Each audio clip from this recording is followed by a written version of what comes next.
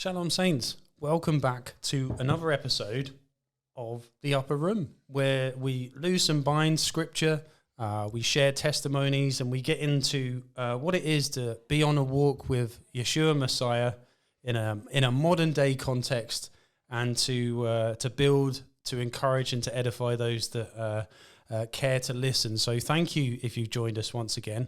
Thank you to anybody who's watching this and have been watching the after hours episodes of late.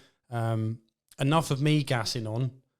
This week we've got a guest today to share, I guess, a testimony and an account of a period of her life, which this has actually been a long time coming. We'll get into that.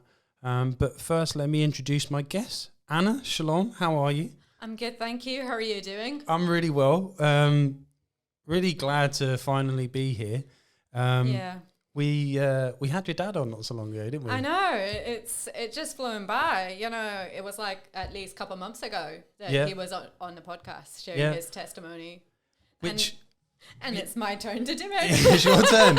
And rightly so, because we had our original conversation, I think it was Sukkot the year before last, right? I think it was last year we spoken about this. Yeah. And we were having a conversation, sharing about different parts of our journey, and it was in that conversation with Anna that she brought to light a lot of things that I wasn't aware of about her, and which I thought was actually a really powerful testimony in terms of what it means to step out in faith, in boldness, with courage, but ultimately in love. And from what I recall, we were recounting times of your travels, previous times in your life where you really were stepping out in faith. So I thought it'd be great to explore that a little bit. Before we do, just tell us a little bit about yourself, how you've not only come to the faith, but came to the Almond house, and however you feel led to share. Well, I'm originally from Scotland. I met you guys just not long after the second lockdown with COVID. So you came up camping, and I joined you guys during 2021 for Sukkot. And that's how I joined Almond House. I felt led to move down to Birkenhead to be closer to you guys, to have fellowship. Because I didn't have enough like-minded believers, even though I had a small fellowship in Scotland. And Father just told me, just move down, just be led. And he led me here. So I've been here for at least 3 years. 3 years, wow. 3 years. Doesn't feel like it. No, it's flown by. And I think in that period of time, there was a number of us who had actually made that move from different locations to be closer to the ministry and whatnot. Yeah. As we mentioned there, your dad was on the show for the Sukkot specials, which was awesome. So being in the faith is something that's been lifelong for you? Yeah, it's been lifelong. I've been brought up in a Christian household. My mom is a believer. Before she came into faith, she was from a non-Christian background, and she came into faith when she was like 10 years old. And there's times she had, kind of went back and forth, but she eventually was so consistent. And she brought me up when I was a wee kid, and we did Bible studies, prayer, with my younger sister. So I was being brought up in a Christian household, but also we weren't into Torah back then. Right. And also eventually, due to one of the house fellowships up in Scotland, I was... Sorry. No, it's fine. Don't worry. So you were in the faith, being raised in it, going to regular church, I presume. Yeah, I was in Church of Scotland. I was there for most of my childhood, really. But it never really felt the same, the church. It was very rigid. I'm not trying to bash the church or anything. No, by all means, yeah. But it just never felt the same. And then when I went off to college, I went to do a Pentecostal church, and that's where I got convicted, because I was living a lukewarm Christian lifestyle, really. Okay. As a teenager, there was stuff I shouldn't have got into. Course, but I'm not going to go into much detail. Sure. But Father has led me out of that, and I was baptized with the Ruach HaKodesh. I was born again, and I was kind of like walking out the spiritual gifts, and that's how it all began. And then after my time studies, I was led to go back up Scotland, and there was this house fellowship that my mom was going to, and I ended up going there. How it all began, we were just living out the spiritual gifts, just almost like the disciples, like healing the sick, casting out demons, preaching the gospels. We were doing a lot of street ministry during that time. And then eventually, out of nowhere, my friend, he used to be our pastor of that fellowship in Scotland. He had to go back to South Africa, but before he went back, he started sharing about how he's introduced the dietary laws. And I was like, no, New Testament, what's going on? You know, my mom was sharing all these things with me, and I was like, no, this Corinthians, and, you know, I was studying Corinthians back then. And then I went over to his place, and he started sharing testimonies, how he was set free from eating shellfish. And I was like, oh, wow, this is something I want. I want to be freed. And then that's how it all started, my Torah walk. And we've experienced a bit of persecution, and yeah, it wasn't that fun. It was like a desert period during the first year of Torah. And then after the first year of Torah, that's the second year I was in, and I was led to go to South Africa and New Zealand and Australia. Excellent. And that's where I think it will be really cool to get into. So I think just building a picture, we've got this element of you know, understanding the faith from childhood. You've had a taste of the Pentecostal in the sense that you knew what the gifts are and what it means to step out and do these things. But then also the integration of the Torah, which again, for those who are led to on this path, we often talk about what it means to be led in spirit and truth. Yeah. So I think the coming together of these two things are particularly pertinent. But there may be a lot of us in the Torah communities who don't either have the experience of stepping out in this way, who may not know what it means or what it entails. So I thought when we were talking initially, it really struck this chord of like, wow, so you've been studying the Torah, you've been part of the fellowship for a while, but at the same time, your testimonies were incredible in terms of doing things that some people were either yearning to do or are still learning about how to do. So at what point, we'll get into, you say you were going traveling or you had plans to travel. At what point did you find yourself in this? Because I know for many of us, the witness is always on the radar, no matter what we're doing. But for you, at what point did you feel like you were but you were walking out this part of the faith that was maybe a bit more supernatural or a bit more, you know, out of the borders, would you say? How it was just all led by the Ruach HaKodesh, Holy Spirit. It's just all led, you know, it's all about relationship with Father. And you know, I had constant relationship with him. That's how I was led to do things and, you know, led to certain places. Before all that took place, before he even told me to go to South Africa, in the first place, I was on a 14-day fast. I was like talking to a Torah believer in America. I was wondering what will happen in the future. It was like kind of like a guy who was interested in me. It was like online dating sort of thing. So I was like doing a 14-day fast just to pray where Father will lead me. And then one day after work, I just went in. I was like in the middle of that fast. It was like halfway or something like that. And then I started praying in the Spirit and just praising Father. And then he led me.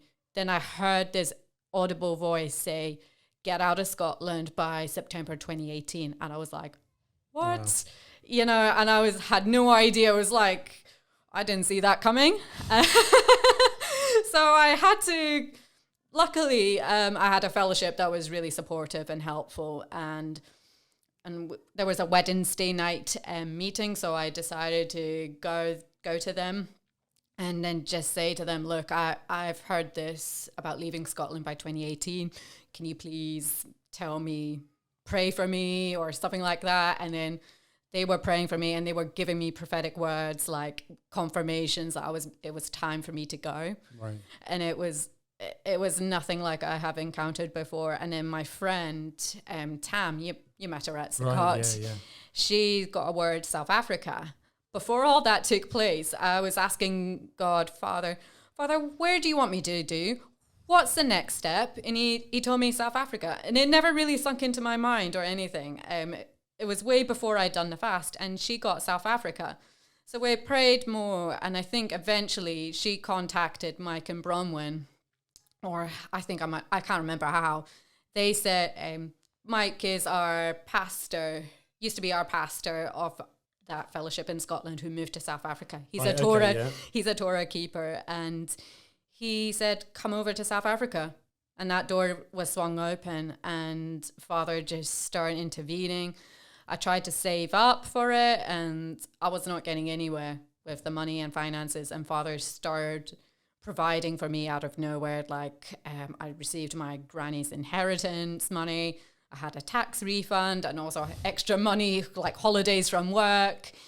And yeah, he was like providing for me just out of nowhere.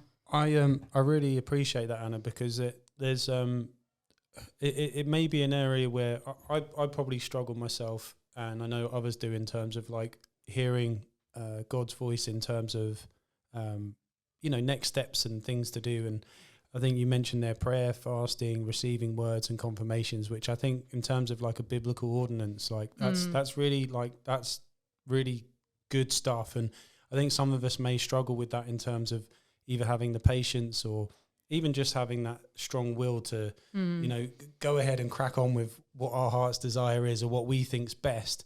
But I really commend the fact that the protocol that you take, and I know that you continue to do that today. Like I see it all the time, and I think that's extremely commendable in terms of how you manage to, like you say, have that relationship through the word, through your brothers and sisters, to really like try and seek his will on stuff, which isn't the easiest thing to do. You need to, and if you just go ahead, things can just go wrong, and it's not ideal. You don't want to be in that situation at all. And you need family, you need spiritual brothers and sisters, and you need someone wise and mature to guide you and help you. And I really appreciated that fellowship up in Scotland, because I wouldn't know what to do, and I probably wouldn't have done that if they weren't there. Right. I probably wouldn't have done that. Yeah.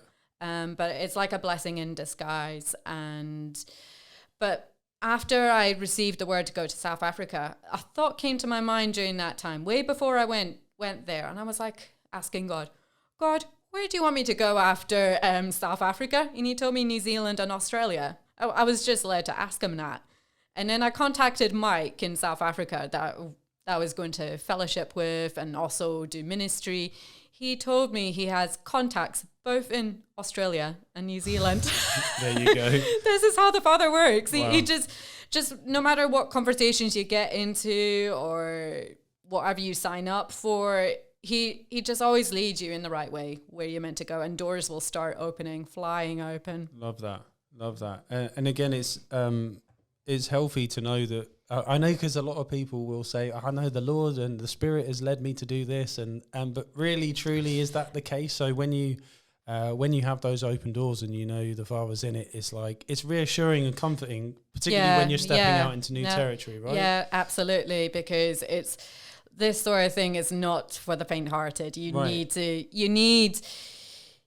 to kind of like be prepared for it, and you need wise people around you to guide you, and you need confirmation as well, but also the faith to knock on doors. And also, like, quite importantly, I think when we talk about like boldness and stepping out in courage, I think realistically there are a lot of people who are either new to the faith or have been in it for a while, and they do struggle with like, it could be social anxieties. It can literally be like, I struggle going out to the shops, or group situations where like very real difficulties for people, which may seem quite simple and straightforward. So I think that what I'm trying to say is never underestimate what a big step it is to go to another country. And, in the world, we have people who go traveling in their formative years, the gap years and things like that. But it's something in the modern world that we've completely come away from the reality of like going out to a different country where you don't really know people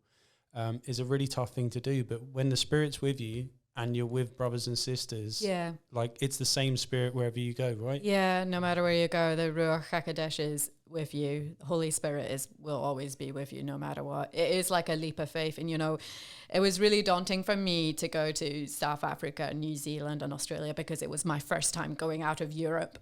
Right. And, I didn't know how things would work in the airport and how to go through security, and passports. It was completely alien to me, and it can be quite daunting. But once you, with visas and all that, but once you get there, it's all fine. It's just like going through Europe and all that. Everything is all fine. They stamp your passport, they process things, and you're through already. Yeah, no, I genuinely struggled for the longest time with like aviation and the process of it, and I wouldn't say I suffer from anxiety at all, but like I would definitely struggle with going through these processes, which I think is quite normal. I think a lot of people do, but then obviously when you step out and the more you do it, the more you become used to it. Yeah.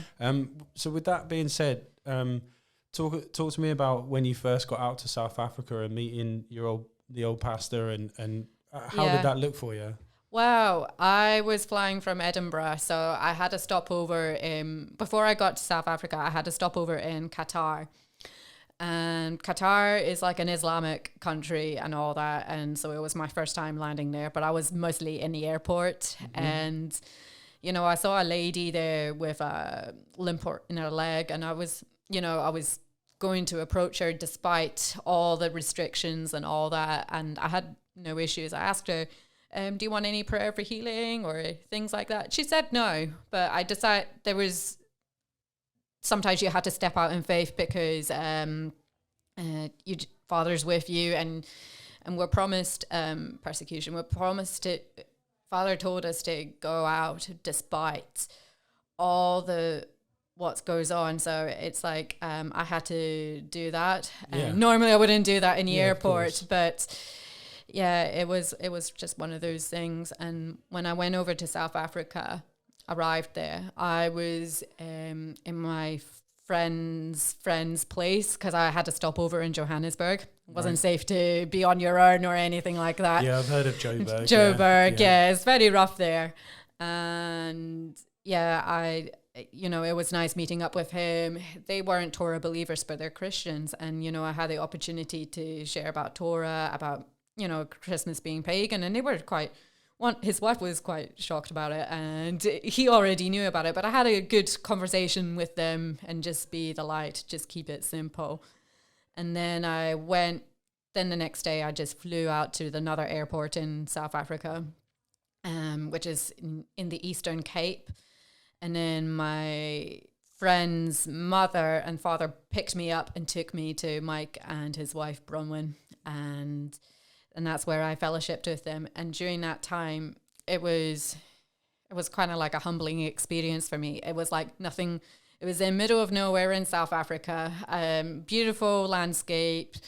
It was a really blessed time, and that's where I did Yom Kippur and Feast of Tabernacles there, and it was really blessed. But it also taught me a lot. It taught me a lot to be content. It taught me a lot how to do ministry with children, like being a light, looking after the children, but also just ministering to all sorts of people in South Africa. They're very open spiritually. They're open to about hearing the gospel. They're open for prophesy, prayers, and it's like a really open country compared to here in the UK where people are not so open about it. Right, yeah. I appreciate what you're saying there about being in a different environment. I spent some time in America a number of years ago, and it was, again, very similar. Amazing surroundings with brothers and sisters, but there was a humbling, there was a difficulty. It really stretches you being in an unfamiliar territory. Yeah. But then is that maybe, when we're weak, he's strong, that it gives the the room for the Spirit maybe to maneuver a bit more in our lives when we're not quite in control of the situation. So was it in South Africa you found yourself stepping out like you had done in the airport, where you start, being a bit bolder in approaching people and talking to people? Yeah, well, my friend was mostly leading it at that time because I couldn't do it on my own. But there was times like when I was traveling back from South Africa, I had to use boldness, like stepping out, like praying healings over people and sharing and praying for people and sharing the gospel with them. That was on the way back, but most of the time I was with him, and I prayed, and also I was led to prophesy, give prophetic words of knowledge, and and it meant a lot with some people. And I think there was one point where I was prophesied over this lady who had someone in the hospital, like with a leg injury, I can't remember what, and then I prophesied into something, and then heard some point later that she was healed or something along those lines. So I think it's more like a downtime South Africa. It wasn't like the highs like in New Zealand and Australia. It was a completely different type of ministry. It was about learning to be content in all situations. Okay.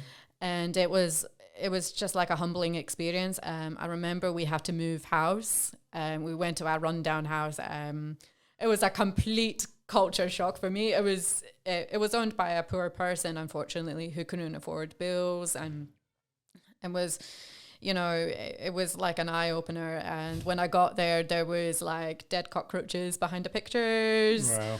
Yeah, it's like intense. And all my days, it was a culture shock. The lights were not working. There was undergrowth around the toilet. So I tasted poverty for the first time and tasted the roughness. Right. It was like it was me getting out of my comfort zone, probably preparation for New Zealand and Australia, just like learning to adapt, learning to be content. Because in ministry, I don't think it's always a luxury thing. No. It's not luxury at all. It's all about being uncomfortable. And that's what Father wants to do. Amen. Yeah. I mean, most of us, when we get on a plane, at the end of it, we want to be sat by a pool and exploring the local architecture, eating the cuisine. But again, to go out in a different country and find yourself in such a difficult environment, again, it's a bit of a wilderness state. But you're leaning in, I guess, to the Father in more ways that you hadn't previously. So that's difficult, but like where the good stuff takes place. So. With that, at what point, I don't want to say where did you find your successes, but in terms of having the testimonies of, people receiving or seeing people being receptive to either the gospel or you receive or people receiving prayer for healing, at what point did that kind of start taking shape for you? Was that in South Africa or in New Zealand and Australia? There were some in South Africa. I haven't made notes of it, but there were some that were receptive for praying for healing and, hearing prophetic words. But I think I've seen more of that in New Zealand and Australia because that's really on my mind. In New Zealand, I was just led by the Spirit, really. At first, I was staying at my friend's place for I thought I was going to be there for a long period of time, looking after the kids and just working ministry alongside them. But no, Father just put a desire on my heart to just travel around New Zealand. Right. So I've seen all sorts, it's just all Spirit-led. Some I was with people, others... Most of the time I was on my own in youth hostels. Interesting encounters where, the Spirit will just prompt inside of you, ask this person to be prayed over or something like that. And I think there was one point, just trying to remember, I'm just got my notepad, my testimony journal. No, by all means. No, I mean, while you get your diary, there's so many times where, I think I've spoken about it quite a few times on the podcast where you're being obedient to the voice of the Spirit, where, you can be in a shop, you can be in at work, any sort of social situation where you get that prod of right, you need to not even directly share the gospel, but start the conversation. And you have to kind of go against your flesh in a way. and instigate what the Spirit wants to take place in that moment. And Yeah. you know, whether you're successful or not, whether somebody receives it or not, like you're being obedient, and that's the enjoyment of actually doing that is really cool. It's really cool. That's the main thing. It's not all about success. It's all about glory to Father. It's not about myself or anything. It's Amen. just about him using me and all that, whether the healing takes place or not. Yeah. You've been obedient. It's just about obedience. And, you know, sometimes the healing can be delayed and come later on. Sometimes it can happen immediately. It just varies a bit, and there's no definitive answer. No. And it's just all about faith and being faithful to Father. Right. So you're in the youth hostel. Youth hostels. Yeah, there was one. Let me see. I'm just trying to have a look with testimonies. Because there's just so much to go through. And yeah, I just need to have a... No, you've the viewers can't see that this book is like... Yeah, it's all... There's a lot going on in there, so you're definitely active. Yeah, there was one point I had to go to a touristy area. Sometimes Father just used touristy places and all that. Because sometimes we get so focused on it has to be on the streets. It has to be in a public place like a pub or a park. It can't be like in the touristy places. You know, that was on my mindset during that time. And I was like, Father undid that through people saying, no, just have fun. Go to these places. Be the light in these places you want to go to, you know, all that. So I was in this hot pools in New Zealand. It was somewhere in South Island, and thermal pools, really hot outside. It was like autumn time, so colder temperatures outside, but it wasn't too bad. But I met a guy who was a Baptist there, and he had pain in his back, and he asked me, I asked him, does he want prayer for healing? He said yes, and he had to prompted questions at me because he wasn't sure what faith and background I was from. And I just said, I'm just a follower of Jesus. And he was fine with that. So he let me pray over him, and he encountered healing.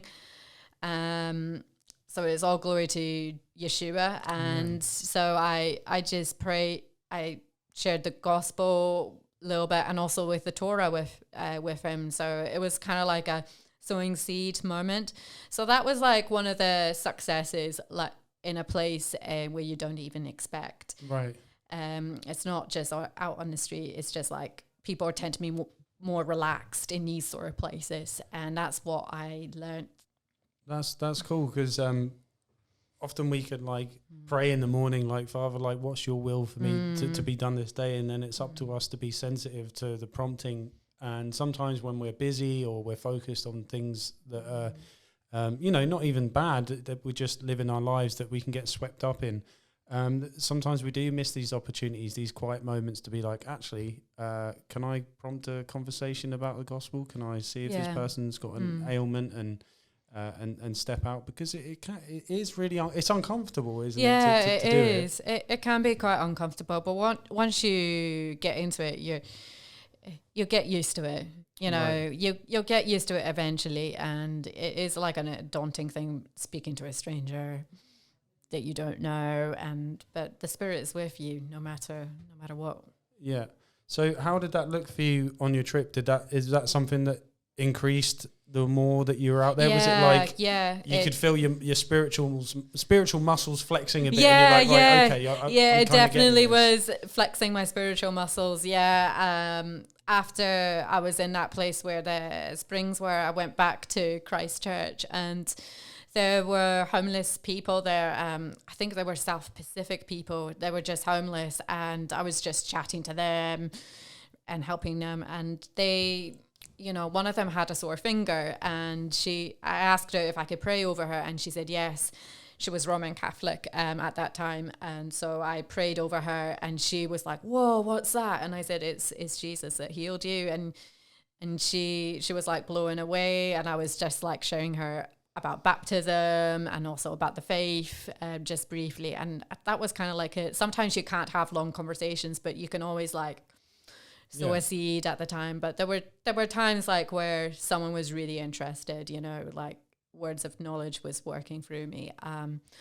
I was in Dunedin at that time in a youth hostel, and I was like chatting to this girl from Germany. She had some pain in her body. I'm just reflecting over, just having a little quick look. Just trying to find. Let's see. I had her.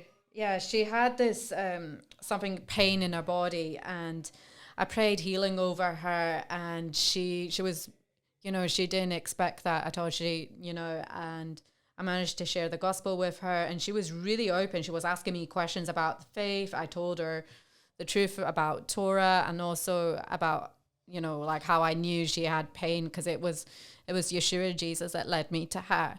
And so she was a complete stranger. She was a complete stranger, yes.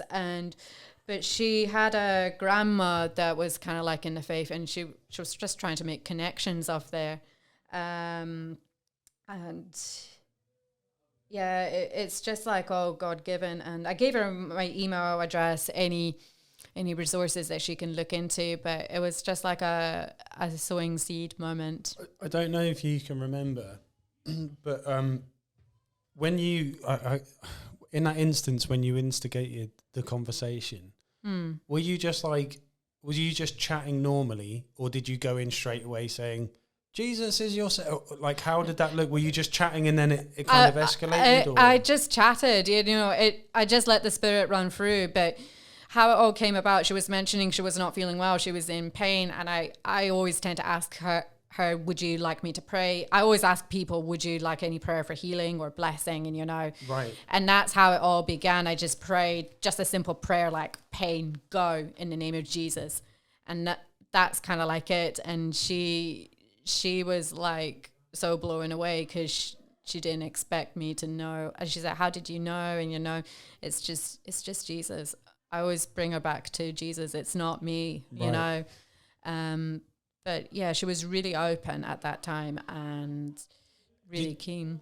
Did you ever have examples and times where you had offered prayer or healing and you've been rejected? Because I've done that and people have rejected, and obviously you can feel a way about that, whether it's just rejection, and generally it's not a nice thing, right? No, it's not a nice thing. There's times people have rejected, there was times like there would be some that are open to prayer but don't want to know about Yeshua, right. Jesus, and but there was few times like they would ask me questions about the rejection, like not wanting to hear about the gospel, and they say, how do you know about this? There was this, I think this girl was Norwegian or Danish.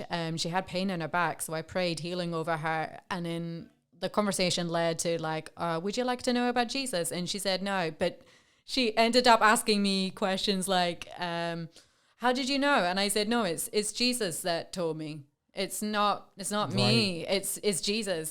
Jesus led me to you. This is what happened. And, you kind of had to leave it with that. But there was times that people rejected me. I just had to get on with it. It doesn't really faze me a lot. And I just kind of like leave it. And, I was going to say, so now, the way in which how you deal with that rejection is different today than it was when you first started out. So now if you approach somebody and they say, thank you, but no thanks.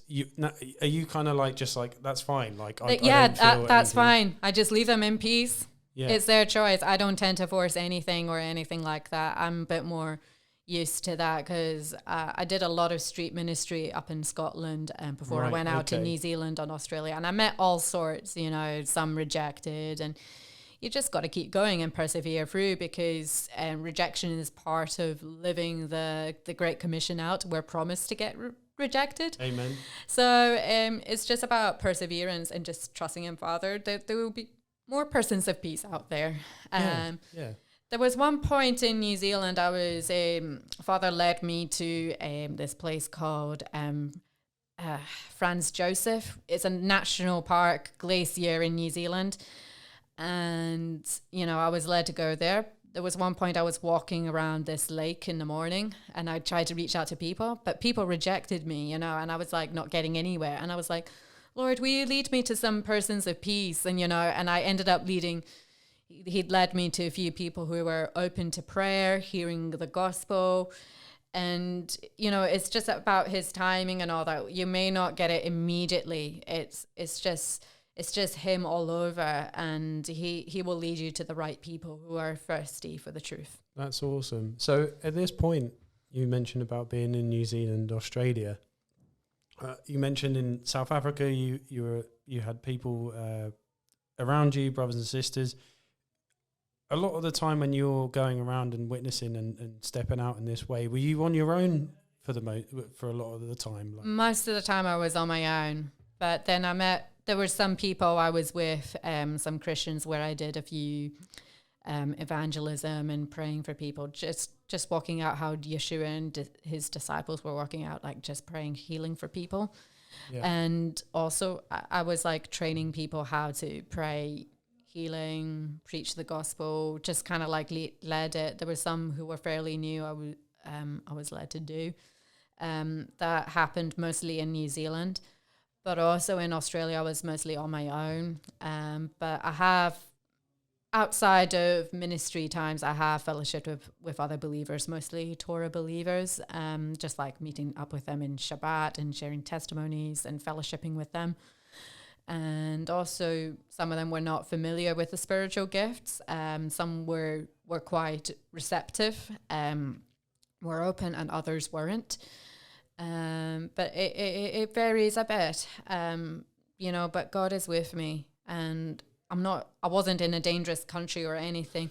It was just like a safe country, like here, where New Zealand and Australia just wander, but you've got to use your wisdom with travel, because some people do a lot of hitchhiking, which isn't safe. It's like, but I just use public transport, and I met all sorts of people on the bus, and especially in Australia, and shared about faith and prayed, and I had interesting conversations. That's really commendable, because to go out and do that stuff on your own is a big step. But what I think is one of the points that I think is really interesting is in that face of rejection, I think we can often overthink what the fallout of being, what somebody can do. The worst that somebody can do is say, no, I don't believe, or you might hear a few expletives and you can go, okay, but that's, it's fine. It's actually okay. Yeah. And then there can be a degree where it's like, the more comfortable you are, sometimes you can feel like, you're not particularly active for the kingdom in that sense. Yeah. And I'm not saying that it's always going to be martyrdom and being persecuted, but for the most part, it's like, if you've been comfortable for a long time, like, you might need to pray and ask, like, is there something that I can be doing? Is there something I need to look at in terms of being more obedient and serving in a better way? So, tell us, did you have any more encounters where you were having to, like, where you stepped out, said some stuff, and people received? Yeah, there's plenty. Fire away, Anna. Fire away. That's the good stuff. Yeah, got so many good stuff. I just don't know where to begin. There was times like, it was in Australia. I was on my way to the Whitsunday Islands, well known for white silica sand, beaches, turquoise waters, very well known for that. On my way there, there was this couple who joined me for breakfast in the morning. I was having breakfast at this cafe, and they said, "Can we join you?" And I said, yeah, you can. So I was like chatting with them, and she had, I'm just trying to reflect back how it all came about, and just trying to find, it was. How it all came about. This lady had sore back and sore ribs, and and she allowed me to pray healing over her.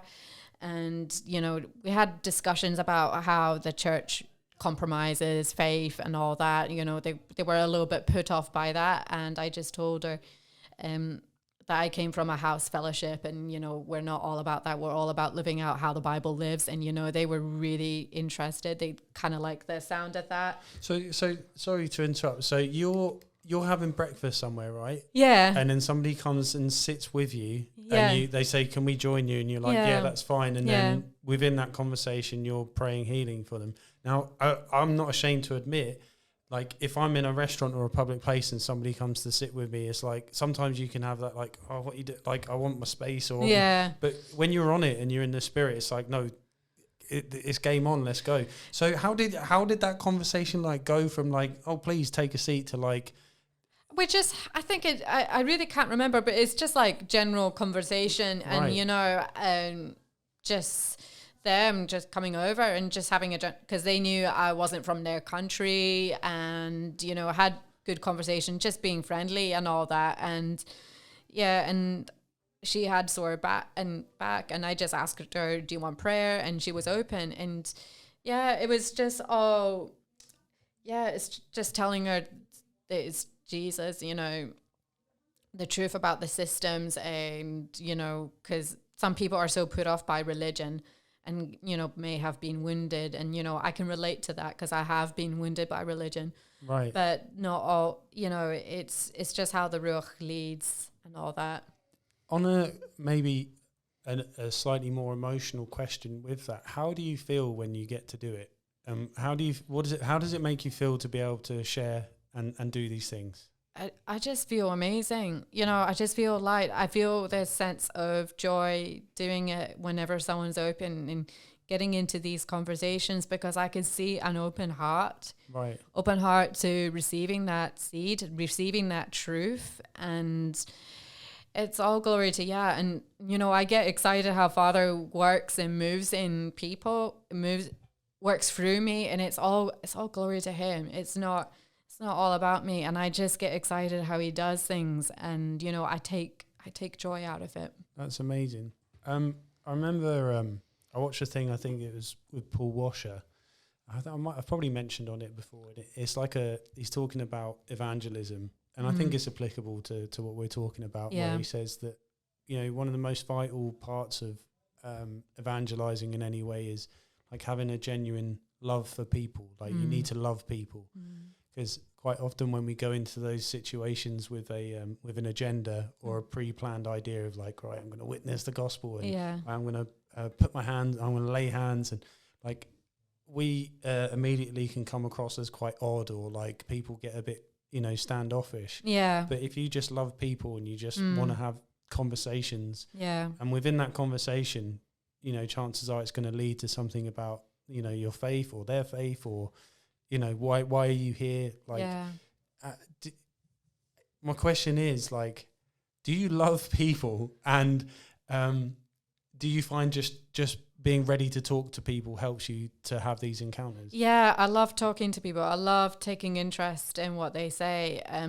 Before I go into faith and all that, I just kind of like have a conversation with people, talk about things like how their day is doing, what is their plan, you know, just general conversation. I always start off with that because I don't like to rush in. It's a loving thing, you know. You got to show love, and it's better to just build a relationship with them, and then eventually, whenever you're led, you just ask the question and you see whether they're interested or not. Because I don't like to go head on, invade their space. You know, it's not who I am. I'm a bit of a gentle softie, you know. I like to build relationships with people. I like to meet where people are at. And this is how Yeshua did when he reached out the lost. And I just want to be an example. There's times I've made mistakes unintentionally. Right. But, you know, I've got a merciful Father. You learn from your mistakes, and, you know, Father can just turn things around. So just trust in him, and also just be in the right place and don't force anything. I think that's very sound advice. With advice in mind, Anna, is there what would you say? Was there like things that you learned from that period of time?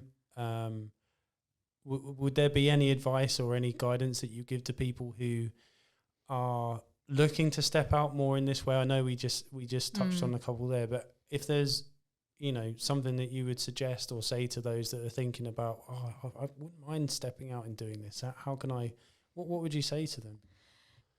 Just pray to Father, just let him lead you and all that.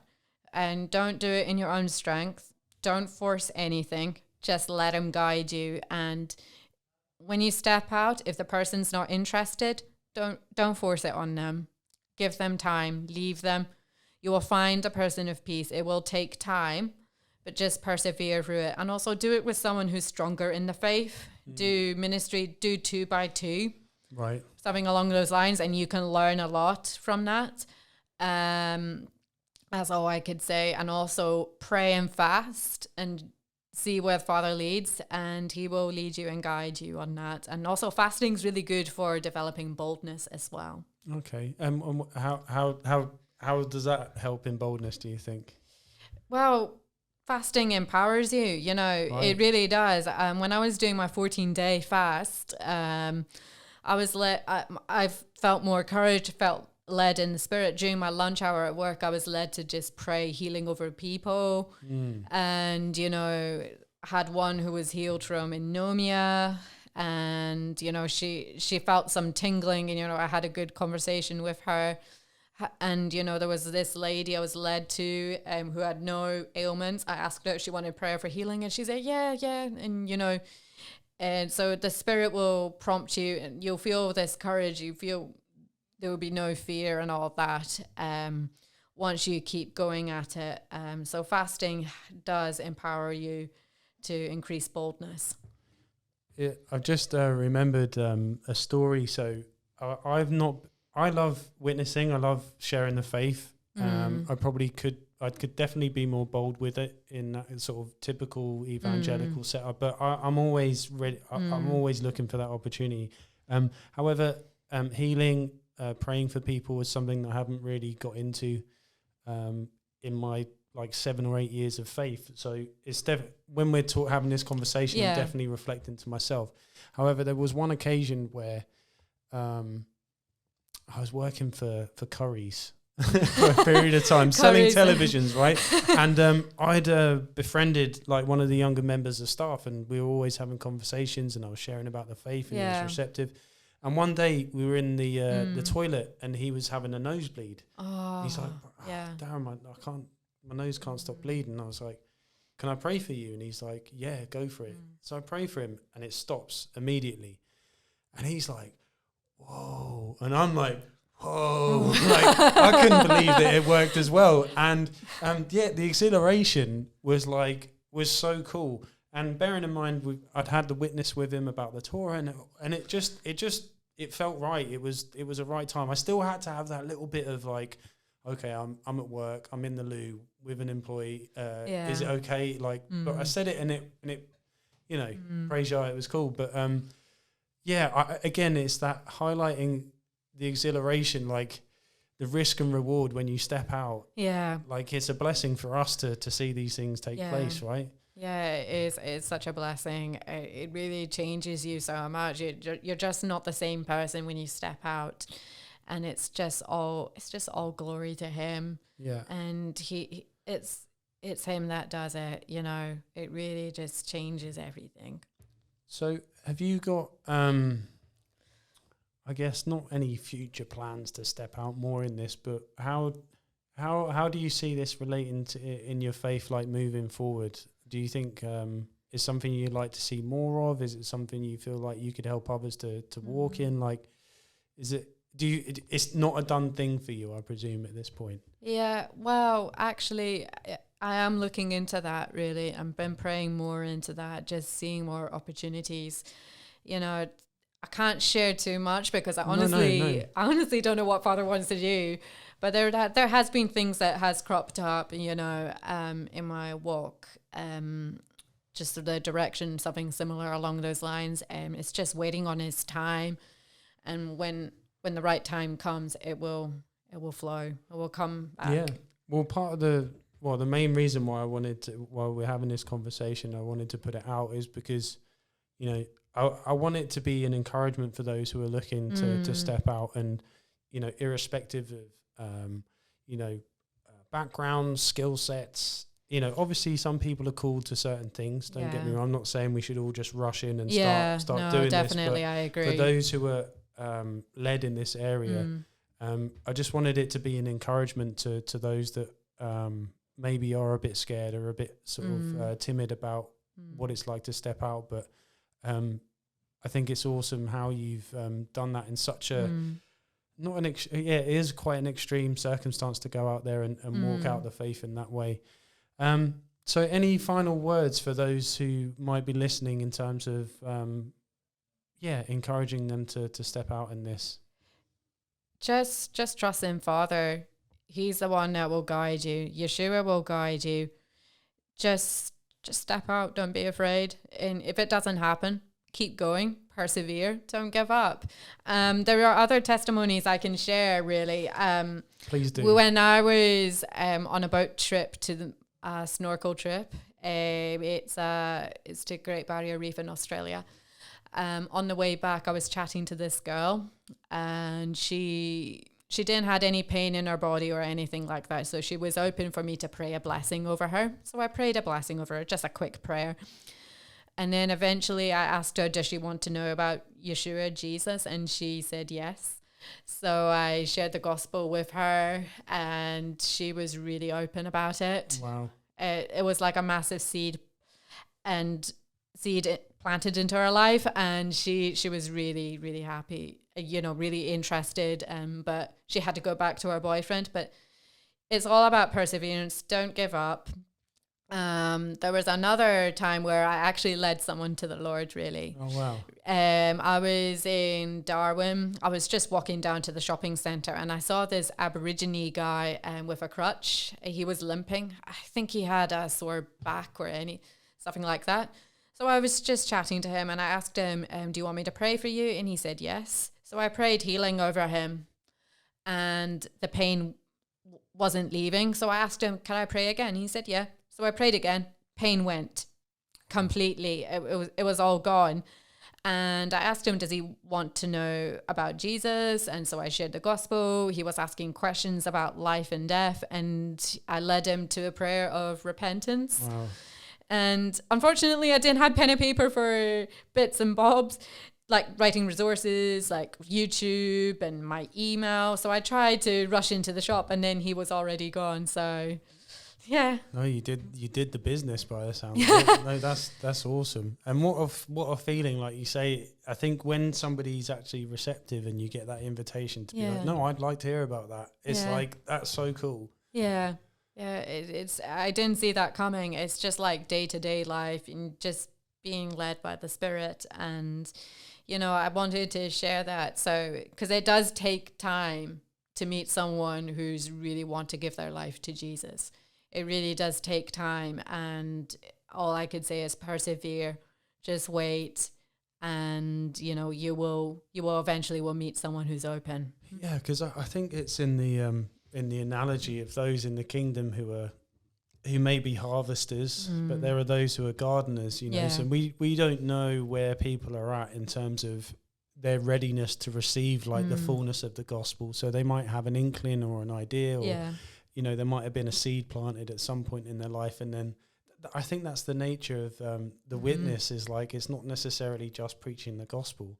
It's like living your life unto Christ, so that when you cross over, you don't know at what point you're meeting that person in their journey with discovering God. So whether it's in the high street, whether it's in the hot springs, whether you're sat on a bus or a train, just, I guess, try and be as receptive to what point, I guess that comes with time and wisdom and discernment of going, look, I don't know if this guy needs a full out, hellfire, brimstone preaching, but I think he might need a little, word or encouragement, and just telling them that I'm a man of faith and I just want to, I think there's there's a scale of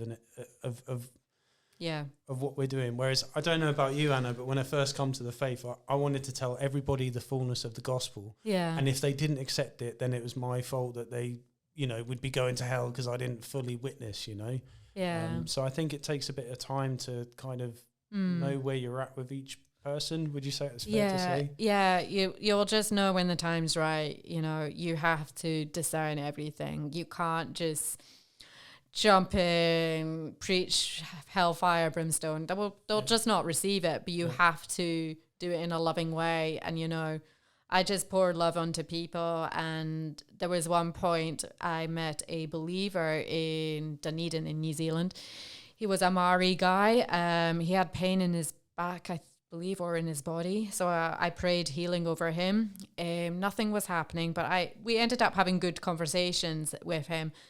And, you know, he was talking about world events like the Illuminati, you know, all that, just, you know, some things that are not good.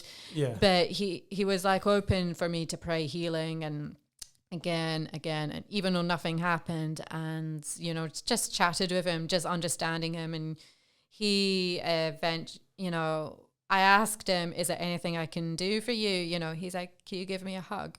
And I gave him a hug. Yeah. And it's about loving on people. People will see that you have a love. Mm-hmm. They will be more receptive, and that's what we're called to do. We're not called to bash and try make numbers like a tick list and all that. It just doesn't work that way. It's just about faith, and it's just about showing love, and Father will see what you've done, and he will appreciate your best. I think that's one of the things that I really appreciate about you, Anna, is your love for people, and your love to see people get freed from these things. And, you know, let's be honest, as believers, we do have hardened hearts. And I think that's where, you know, the prayer request comes into, is like, Lord, like, give me a heart for people. Let me have a desire to see people set free in a way that I've received. And like you say, not in a way of trying to justify myself or be a performer in the kingdom. It's like, no, like, I really, really have a love and a desire to see people. And I don't know about you, Anna, I go out, you know, day to day, and I see people, and it breaks your heart, doesn't it? It literally, and it's not about judging people. It's not about bashing them over the head. It's like, you see the drugs, you see the poverty, you see the affliction, and it's devastating, because we know that's not God's desire for people. It's not his will at all. No, and it's in this world, in this ever darkening world, it's become even more pertinent that we are like literally loving on people and not just bashing them over the head. So it's really refreshing to hear that. Any other testimonies? Any others you got knocking about there? Testimonies are, you know, it's just so much going on. You know, I met a few people who were open to Torah as well. Because there was times, like in New Zealand especially, I was hanging out with Christian believers when I was doing evangelism, and, you know, they kind of were not on the same page as me. They weren't open or receptive to it. But there was, you know, it was really challenging for me at that time. It was like the first few months. Eventually, I met this lady who was very new to evangelism and all that. She started keeping the Torah. Wow.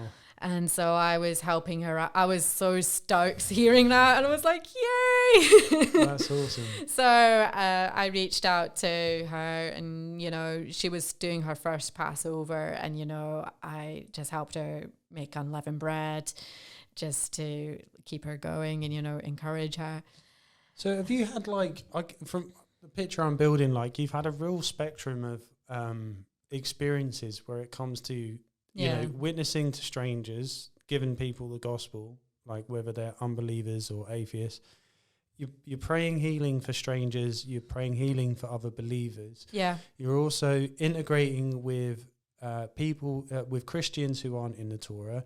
You're spending time with people in the Torah who aren't necessarily walking in the gifts. So it sounds like you've really, like, actually had some genuine experience about the fullness of like being in the body, like, and not many of us get to do that, Anna, you know? No, it's very rare. And, you know, it's just one of those things. Not everyone is on the same page, and it's interesting to see from different perspectives, different backgrounds. And it's also just about being a light in those areas. For a Christian background, it's about showing about Torah. whether it leads to apologetic debate, which is not, I'm not a great fan of debates, really.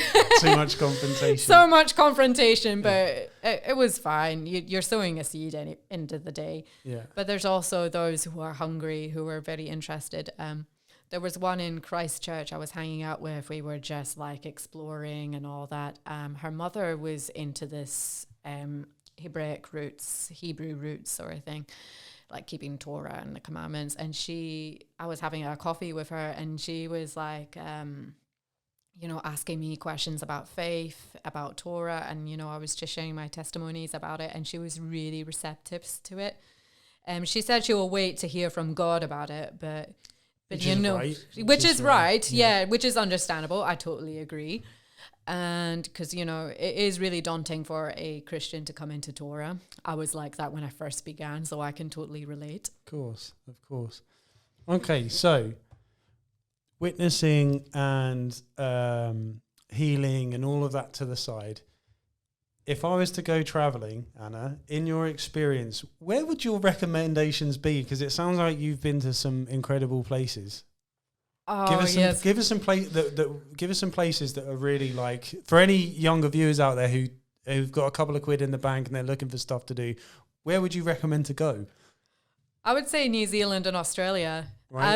I would recommend that. I know it's a bit pricey, right? But you can do youth hostels. It's safe to travel on your own. There are public transport, and also you see wonderful scenery. You see lakes and rivers that are turquoise color, the oceans. You see a completely different level of beauty of Yah's creation. And it's just, it's just so mind blowing when you get there. It's not like what you see in the UK, where it's like with the Mersey River, like brown. It's not the same in Birkenhead. It's not the same. We've got some nice spots around here, to be fair. Yeah, but, of course. Probably not competing with the likes of New Zealand and Australia. With that being said, Anna, any last words, any offers of encouragement for anyone that may watch this? Yeah, just trust Father. Just if you're really serious about doing missionary work, evangelism, doing what I do, just put him first. Try and do ministry work in your local area and he will bless you. But also just be prepared. That's all I can say. Amazing, Anna. Bless you. Shout out Kirsty and Alan. It is Alan, isn't it, your dad? Yeah, Alan's my dad, yes. I was like, oh gosh, I got that wrong. Alan and Kirsty, we love you. Thank you for blessing us with your daughter. Hope you're doing well up there. Anna, thank you so much for coming on and sharing. Really appreciate it. It was a long time coming, and I can only apologise for that. But it's our hope that this conversation can bless anyone that listens. By all means, get involved in the comments, like, subscribe, do all the good stuff. Anna, thank you for joining us. Bless you. Bless you. Thank you. From our house to yours, this has been The Upper Room. Shalom. We love you. God bless. We'll see you on the next one. See you later. See you later.